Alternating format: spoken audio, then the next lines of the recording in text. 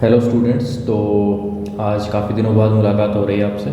तो कुछ personal issue की वजह से मैं लेक्चर रिकॉर्ड नहीं कर पा रहा था, लेकिन चलो अब वापस से स्टार्ट करते हैं अपना। और हम स्टार्ट किए हुए थे एचपी, अपन ने पढ़ा था, ठीक है, कि हार्मोनिक प्रोग्रेशन के बारे में हमने कुछ डिस्कस किए थे, कुछ क्वेश्चन भी डिस्कस किए हुए थे। तो आज हम सीक्वेंस सीरीज़ का जो हम हार्मोनिक प्रोग्रेशन पढ़ रहे थे उसी को आगे कंटिन्यू कर रहे हैं, ठीक है। और अब लेक्चर्स जो हैं वो रेगुलर रहेंगे। चलो, तो हमारा जो नेक्स्ट टॉपिक है वो है हार्मोनिक मीन, ठीक है। हमने हार्मोनिक प्रोग्रेशन सीखा था कि हार्मोनिक प्रोग्रेशन क्या था, कि जस्ट उल्टा था किसका, अर्थमेटिक प्रोग्रेशन का, ठीक है। तो अपने पास जितनी भी टर्म्स अगर जो थी, अगर हम एपी में उनको लिखा हुआ है और अगर हम उनको उल्टा करते हैं, जैसे मान लेते हैं हम एक पल के लिए कि 1 2 3 4 5 6 ये सब किस में है, एपी में है, क्योंकि ये क्या है, सबका जो कॉमन डिफरेंस है वो सेम आ रहा है। और अगर मैं इसको वापस रिवर्स करके लिख दूँ तो अब ये जो टर्म है ये किस में बन गई, एचपी में, ठीक है। समझ गए। तो अगर एचपी दिया होगा तो हम उसका उल्टा करके एपी में लिख सकते हैं, और अगर एपी दिया होगा तो उसका उल्टा करके हम एचपी में लिख सकते हैं। समझ गए होंगे, ठीक है। ये हमने हार्मोनिक प्रोग्रेशन पढ़ा था। आज हम अपना नेक्स्ट जो टॉपिक है वो है हार्मोनिक मीन। जैसे हमने अर्थमेटिक मीन पढ़ा था, ज्योमेट्रिक मीन पढ़ा था, ऐसे ही हार्मोनिक मीन भी होता है, ठीक है। तो सबसे पहला काम क्या रहेगा, हम मान लेते हैं कि तीन टर्म्स हमने मान ली, कि मान लेते हैं हम तीन टर्म्स जो हैं अपने पास वो हैं ए बी और सी। ये सब किस में है, हार्मोनिक प्रोग्रेशन में, क्योंकि हम पढ़ क्या रहे हैं, हार्मोनिक मीन पढ़ रहे हैं ना, तो इसीलिए अब बात करेंगे हम हार्मोनिक प्रोग्रेशन की, ठीक है। ये अपने पास तीन टर्म्स हैं ए बी सी, और ये किसके अंदर है, हार्मोनिक प्रोग्रेशन के अंदर। तो जो तीन टर्म्स हैं इसमें जो बीच वाली जो टर्म है, इसमें जो बीच वाली टर्म है वो क्या होगी, हार्मोनिक मीन होगी। किस किस का, हार्मोनिक मीन बिटवीन ए, या मैं इसको कह सकता हूँ हार्मोनिक मीन होगा ये किस किस का, of A and C, of A and C, ठीक है। या अगर आप ऐसे ना लिखना चाहें तो आप ऐसे लिख दो कि अगर मुझे हार्मोनिक मीन निकालना है, मैं मान लेता हूँ कि हार्मोनिक मीन को हम किससे इंडिकेट कर रहे हैं, एच से इंडिकेट कर रहे हैं। Let H indicates the harmonic mean. अगर एच अपना हार्मोनिक मीन है तो मैं ये कह सकता हूँ H indicates the harmonic mean किस किस के बीच का, ए एंड बी के बीच का। तो बिटवीन ए एंड बी, तो यहाँ से मैं ये कह सकता हूँ कि अपने पास जो ए है और एच है और बी जो है ये किसके अंदर है, ये जो है ये अपने एच पी के अंदर हो जाएंगे आपका, ठीक है। Are in H P, harmonic progression, ठीक, इतना ठीक है। अब अगर मुझे सर कोई कहे कि अब एच की वैल्यू तो बताओ सर, हार्मोनिक मीन होता क्या है, क्योंकि जैसे आपने अर्थमेटिक मीन तो बताया था, अगर ए और बी अपने पास दो टर्म्स है तो इनका अर्थमेटिक मीन तो क्या था, ए प्लस बी बाई टू।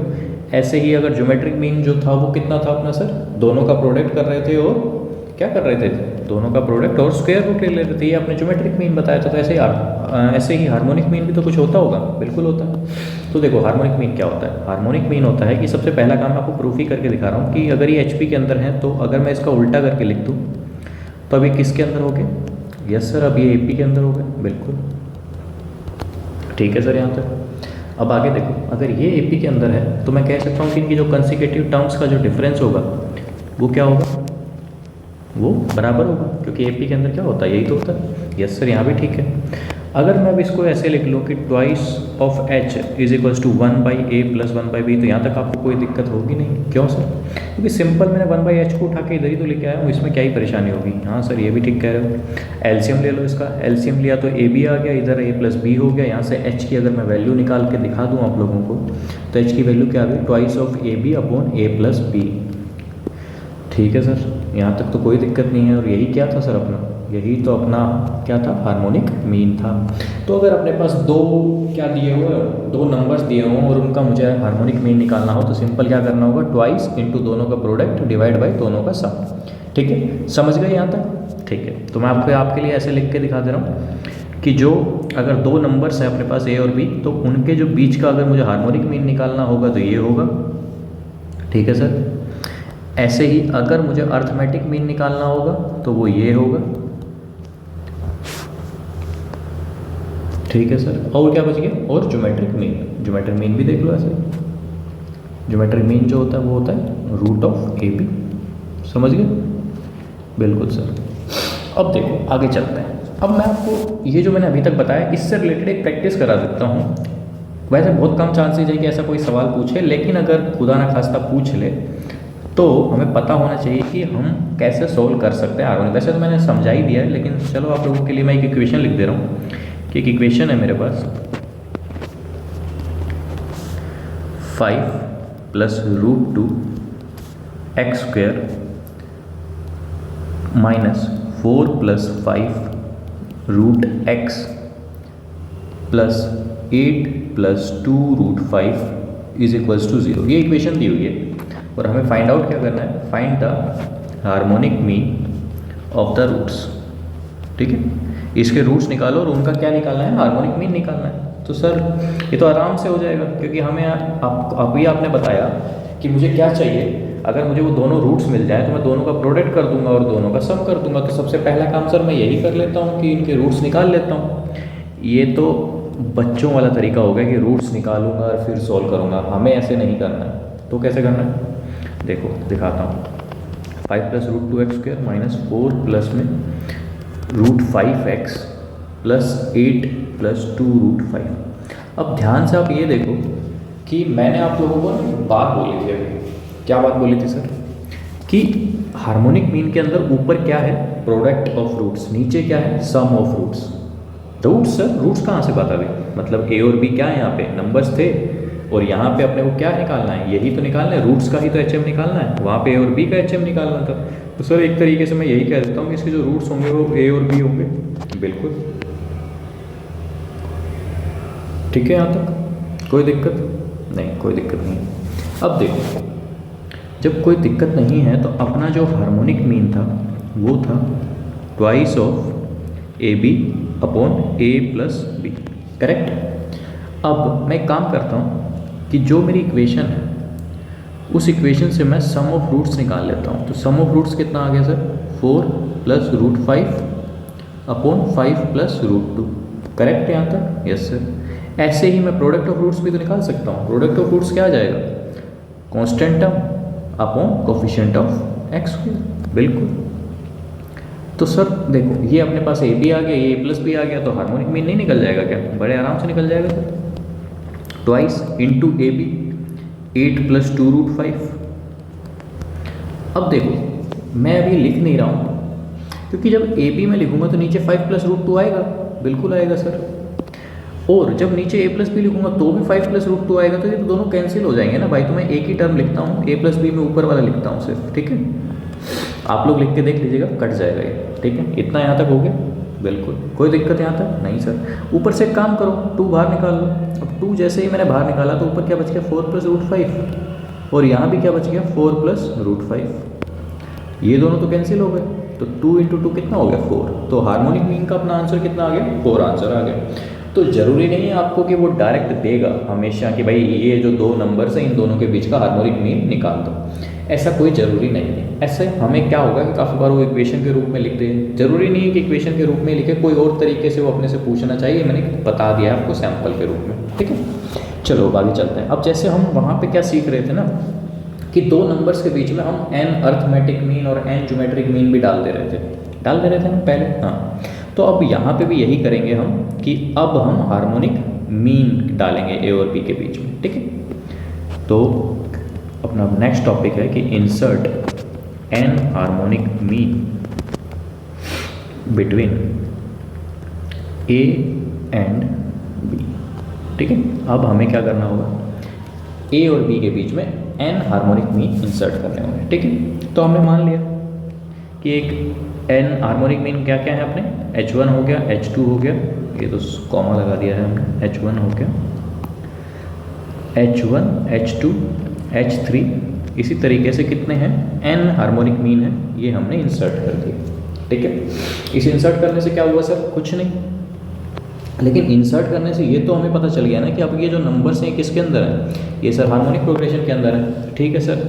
मेरे पास सर कोई ऐसा फॉर्मूला है कि डायरेक्ट हार्मोनिक प्रोग्रेशन के लिए, डायरेक्ट फॉर्मूला है भी नहीं। और अगर आप मतलब है, लेकिन अगर लगाना चाहें तो क्यों ही हमें एक सरदर्द और पालना है कि इतने फॉर्मूले पहले ही होते हैं याद करने के लिए, और फॉर्मूले क्यों याद करना है। तो सर कैसे करेंगे, क्योंकि हमें ये पता है ना कि भाई HP में हम उसका जस्ट रिवर्स कर दें तो वो क्या बन जाती है, AP बन जाती है सर, ये तो आपको बताया है, तो वही लगाना है भाई, हमें जस्ट इसका रिवर्स करते रहना है, ठीक है। देखो 1/HN 1/B, और ये टर्म किसके अंदर, ये पूरी जो सीरीज़ है या सीक्वेंस है ये किसके अंदर हो गई, अब AP के अंदर हो गई, ठीक है। अब जब AP मिल गई तो AP के लिए तो सर अपने को सब कुछ पता है कि AP के तो अपने को फॉर्मूले वगैरह अब तो याद ही हैं एक तरीके से। Yes sir.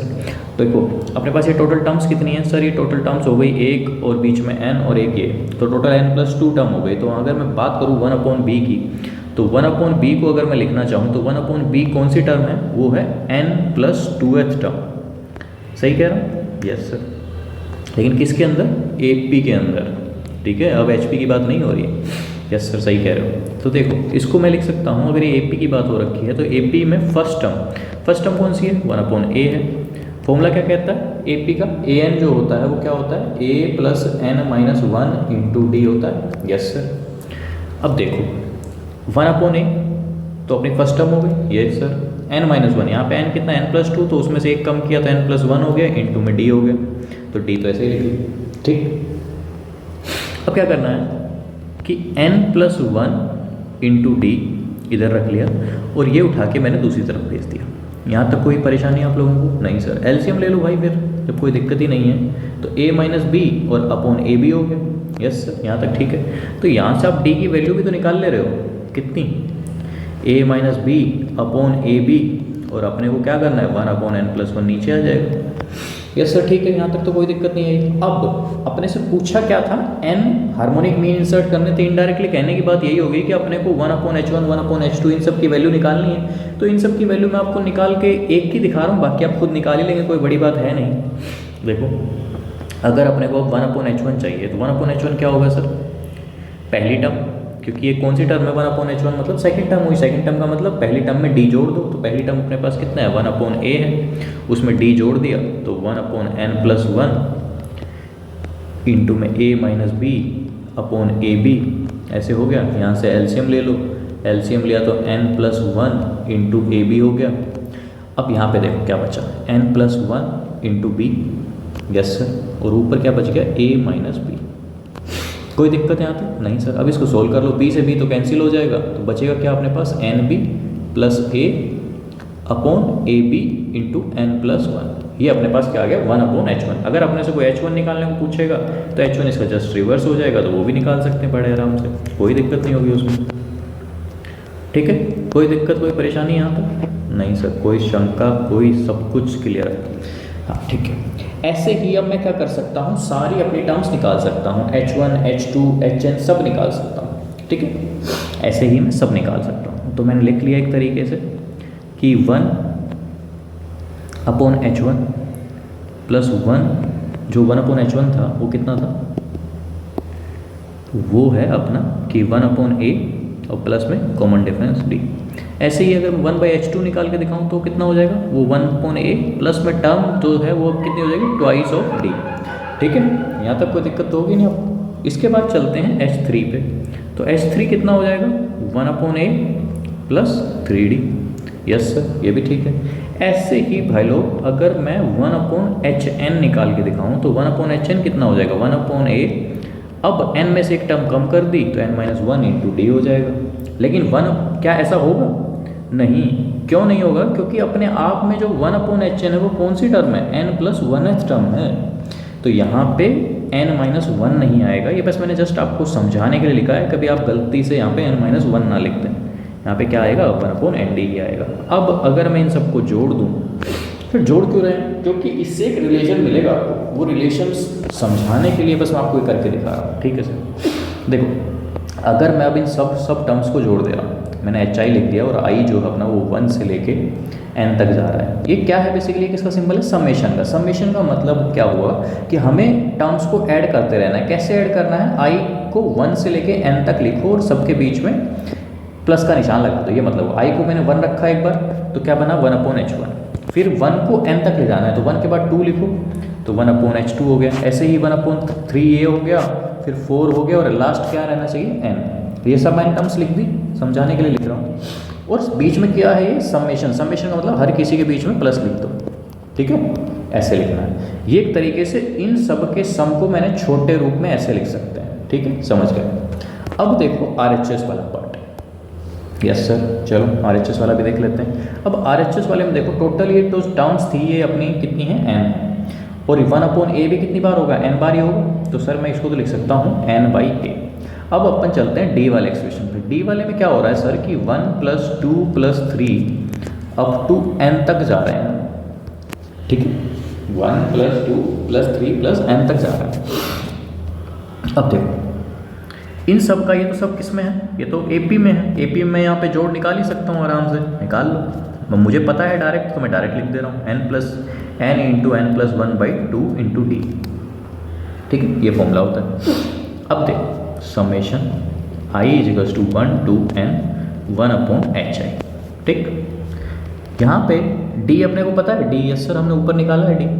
जो d यहाँ पे निकाला था वही वैल्यू वहाँ पे सब्सटीट्यूट करनी है, ठीक है।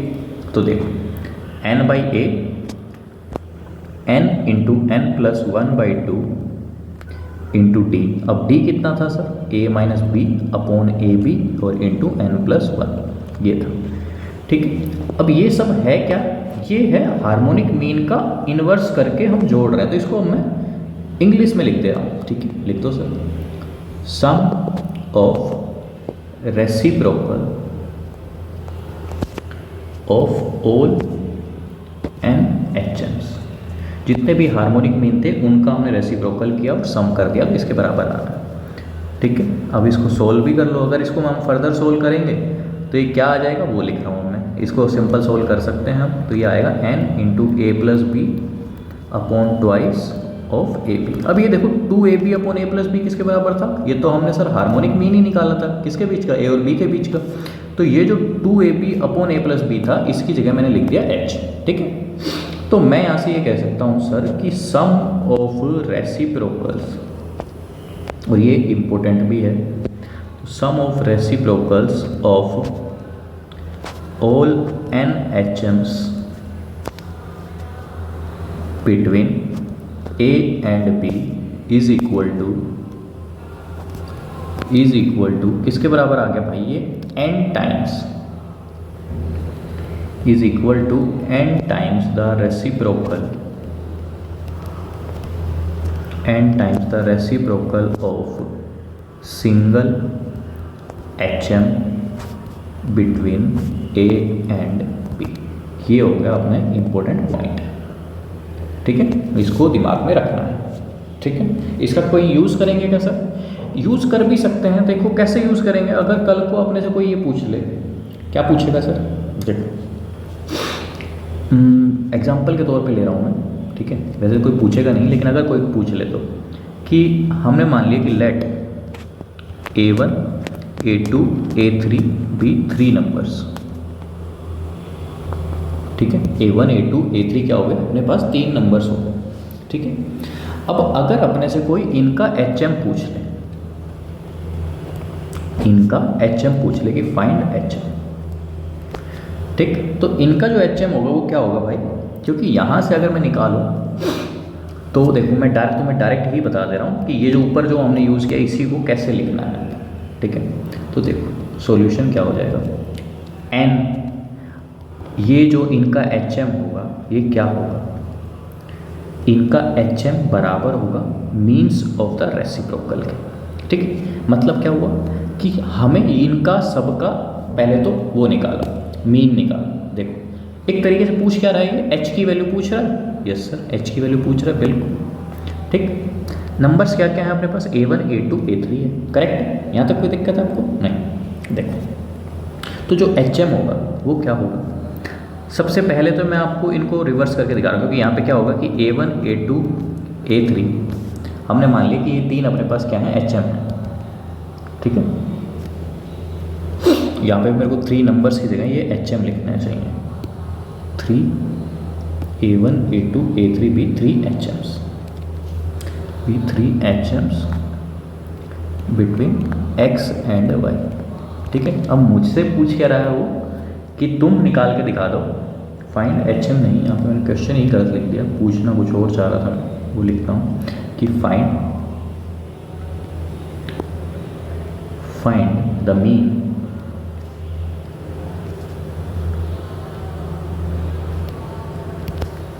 ऑफ रेसिप्रोकल्स, या एच एम भी पूछ लूँ तुम लोगों से, चलो एच एम पूछ लेता हूँ, एच एम ही बता दो।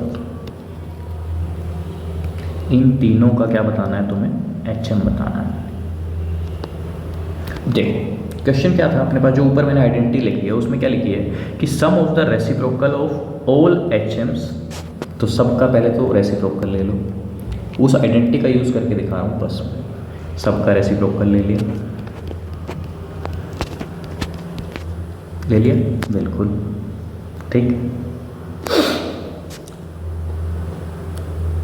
अब ये जो है ये बराबर होगा किसके, किसके बराबर होगा सर, एन, एन कितने टर्म्स हैं यहाँ पे, 3 है एच एन, अपॉन में हार्मोनिक मीन जो अपने को निकालना है। तो यहाँ से अगर अपने को एच एम पूछा जाए, हार्मोनिक मीन पूछा जाए, तो कितना हो जाएगा सर, ये सारी टर्म उठ के नीचे आ जाएंगी, कोई परेशानी, सिर्फ इतना ही समझा रहा था मैं आपको कि अगर अपने को 3 हार्मोनिक मीन्स दिए हुए हों और उनका हार्मोनिक मीन पूछा जाए तो सिंपल अपने को क्या करना है, जितनी टर्म्स हैं उसको डिवाइड में लिख देना है सबके रेसिप्रोकल के साथ, ठीक है, सबको रेसिप्रोकल किया और जोड़ दिया और उसको 3 को ऊपर लिख दिया, बस इतना ही करना है, समझ गए, ठीक है। अब सर कुछ क्वेश्चंस देख लेते हैं ताकि आप लोगों को थोड़ा बहुत कुछ समझ आया है कि नहीं आया ये आप लोग चेक कर सकें, ठीक है। तो कुछ क्वेश्चंस देख लेते हैं। देखो एक क्वेश्चन ले लेते हैं, सबसे पहले इंसर्ट करना तो मैंने आप लोगों को सिखा ही दिया है, तो इंसर्ट वाला तो क्या ही करेंगे, ठीक है, कुछ अलग करते हैं, ठीक। देखो मैं मान ले रहा हूँ कि यदि अपने पास ए स्क्वेयर बी स्क्वेयर और सी स्क्वेयर ये ए पी के अंदर है, ए square B square C square किसके अंदर है, ए पी के अंदर, then prove that कि b plus C, C plus A और A plus B are in H P, ये प्रूफ करना है, ठीक है, कोई दिक्कत नहीं सर। चलो देख लेते हैं प्रूफ होता है कि नहीं होता है। सबसे पहली चीज़ तो अपन एक काम तो ये कर सकते हैं कि क्या काम करते हैं सर, देखो AP दिया हुआ है, ठीक है, तो AP का मतलब है कि इनका जो डिफरेंस होगा वो क्या होगा, सेम होगा, यस सर, लेकिन क्या वो इससे हम प्रूफ कर पाएंगे, क्योंकि देखो अगर मैं आप एक तरीका मैं आप जो समझाने के लिए लिख रहा हूँ पहले, ठीक है, जो कि उससे प्रूफ नहीं होगा, लेकिन आप लोग अटेम्प्ट कैसे करोगे इस क्वेश्चन को, देखो ऐसे करोगे कि सर AP में दिया हुआ है तो B square minus A square बराबर होगा सी स्क्वायर माइनस बी स्क्वायर के, ठीक है, लेकिन भाई यहाँ पे तो टर्म ही स्क्वायर में है ही नहीं, और यहाँ पे ऐसा भी नहीं है कि फैक्टराइज हो रहा हो कुछ, अगर फैक्टराइज हो रहा होता तो हम फिर मान भी लेते कि चलो ठीक है ये फ़ायदा हुआ, लेकिन यहाँ पे तो कुछ फैक्टराइज हो ही नहीं पा रहा है। अगर ये फैक्टराइज ही नहीं हो रहा तो इस तरीके से तो नहीं कर सकते हैं फिर, या तो क्योंकि अगर फैक्टराइज हो तो बात अलग है, यहाँ पे तो फैक्टराइज नहीं हो रहा। हाँ सर ये बात तो सही कह रहे हैं। तो एक तरीका आप क्या करो कि इस क्वेश्चन को थोड़ा उल्टा लेके चलो ताकि आप लोगों को आइडिया लगे कि करना क्या है इसमें, कैसे, देखो समझने के लिए बता रहा हूँ। देखो इसमें लिखा ही HP में, तो अगर ये HP में प्रूफ करना है तो इसका मतलब हमें इसको AP में प्रूफ करना होगा। सही कह रहे हो सर, इसको AP में प्रूफ करना होगा, और इसको AP में प्रूफ करने के लिए अपने पास क्या होगा कि इनकी जो डिफरेंस है वो चेक करना होगा। बिल्कुल ये भी सही कह रहे हो, ऐसा कुछ होगा, ठीक है। अगर मैं इन दोनों का एलसीएम ले रहा हूँ कि C प्लस ए इंटू बी प्लस सी हो गया, और यहाँ से मैंने अगर ऊपर एलसीएम लिया तो अपने पास B माइनस ए आ गया, यहाँ पे मैंने ऊपर एलसीएम लिया तो ये अपने पास आ गया C माइनस बी, ठीक है, और ये हो गया A प्लस बी और C प्लस ए। करेक्ट है, यहाँ तक कोई दिक्कत नहीं सर, यहाँ तक तो कोई दिक्कत नहीं है। अब देखो ऊपर जो AP दिया हुआ था वो क्या दिया हुआ था कि B square minus A square, ऊपर जो AP मतलब ये वाले, और ये C square minus B square, ठीक है। तो सर इनडायरेक्टली ये नहीं हो गया कि यहाँ पे अगर मुझे B square minus A square चाहिए तो मेरे को B प्लस ए से मल्टीप्लाई डिवाइड करना पड़ेगा, तभी तो बनेगा। हाँ सर, इधर C square minus B square चाहिए तो इधर C प्लस बी से मल्टीप्लाई डिवाइड करना पड़ेगा। हाँ सर सही कह रहे हो, और ये तो दोनों तरफ सेम ही है तो ये तो हटा भी सकता हूँ, यस। तो बेसिकली था क्या कॉन्सेप्ट, कॉन्सेप्ट ये था कि जो टर्म थी ना ऊपर, इसी में अपने को इसको इस तरीके से कुछ फैक्टराइज वगैरह करना होगा। तो ये देखो मैंने मल्टीप्लाई डिवाइड करके बनाया है, तो बेसिकली जो टर्म बनानी है ऊपर वो ये वाली टर्म्स बनानी होंगी अपने। ठीक है, तो क्वेश्चन जो अपने को सोचना दिया, मैंने आपको तरीका बता दिया कि हम जो अभी मैं करने वाला हूँ वो मैं पहुँचा कैसे, वो हम इसे रिवर्स करके चेक कर सकते हैं कि हम वहाँ पे आए कैसे। क्योंकि अब जो मैं करूँगा वो देखो क्वेश्चन है कि A square B square minus C square A P में है। ठीक है, तो सबसे पहला काम तो मैं क्या करता हूँ, ऐड कर देता हूँ। क्या ऐड कर रहा हूँ sir, A B B C और ए सी को हर टर्म में जोड़ दे। इससे क्या होगा पता चलेगा। देखो A square plus A B plus B C plus A C पहली टर्म हो गई। Second term B square A B B C A C. Third term C square A B B C और ए सी। ठीक है, अब इसको factorise कर लो। इसको फैक्टराइज बड़े आराम से कर सकते हैं कि ए इंटू ए प्लस बी, सॉरी ए प्लस बी इंटू ए प्लस सी हो जाएगा ये तो, क्योंकि इसमें से सी कॉमन निकाल लो, इसमें से ए कॉमन निकाल लो, बन जाता है। ठीक है सर, ऐसे ही यहाँ पे भी हम लगा सकते हैं। तो यहाँ पे हमने लगाया तो बी प्लस सी और बी प्लस ए बन गया। ऐसे ही इसको भी फैक्टराइज कर सकते हैं। जब इसको फैक्टराइज करेंगे तो ये क्या हो गया, सी प्लस ए इंटू सी प्लस बी। कोई दिक्कत, कोई शंका यहाँ तक नहीं सर। और ये सब है किसमें, ए पी में, क्योंकि ये तो हम किसके अंदर ऐड किए, हमने ए पी वाली एक्सप्रेशन के अंदर ही तो ऐड किए हैं। ए स्क्वायर बी स्क्वायर और C square are in A P, इसी के अंदर हमने ये सारी टर्म ऐड कर दी। ठीक है, अब देखो यहाँ तक तो कोई दिक्कत होगी नहीं। मुझे चाहिए ये एच पी के अंदर। ये एच पी का मतलब हुआ कि इनका रिवर्स किसके अंदर चाहिए, ए पी के अंदर। तो ये नीचे की तरफ चाहिए ये टर्म्स। तो मैं क्या करता हूँ, एक बार मैं हर किसी टर्म को डिवाइड कर देता हूँ। डिवाइड बाई किससे, A plus B B plus C और ए प्लस सी को हर terms. Divide by this to each term. Each term को मैं इससे डिवाइड कर दे रहा हूँ। इससे क्या होगा, अब जैसे ही डिवाइड किया तो ए प्लस बी और ए प्लस सी तो कैंसिल हो गया, बचा क्या, 1/b प्लस सी। यहाँ पे क्या बचा, b प्लस सी और a प्लस बी तो कैंसिल हो गया, तो a प्लस सी बच गया। आगे क्या बचा, c प्लस ए हट गया और c प्लस बी हट गया, तो a प्लस बी बच गया। ये किस में आ गए, AP के अंदर आ गए, क्योंकि AP तो चल गई अभी तक। अगर ये AP के अंदर है तो इनका अगर मैं रिवर्स ले लूँगा तो वो किसके अंदर होगा, HP के अंदर हो जाएगा। तो B plus C, A plus C और A प्लस बी, ये सब किस में आ गए, R इन HP। यही तो प्रूफ करना था अपने को। कोई परेशानी, कोई शंका यहाँ तक? क्वेश्चन बेहद ही आसान था, बस हमें थोड़ा सा समझना था। ठीक कह रहा हूँ या कोई दिक्कत नहीं सर, सब ठीक है यहाँ तक? चलो अब हम देखते हैं, एक दो क्वेश्चन और देख लेते हैं हार्मोनिक मीन से रिलेटेड, फिर आगे चलते हैं। ठीक है।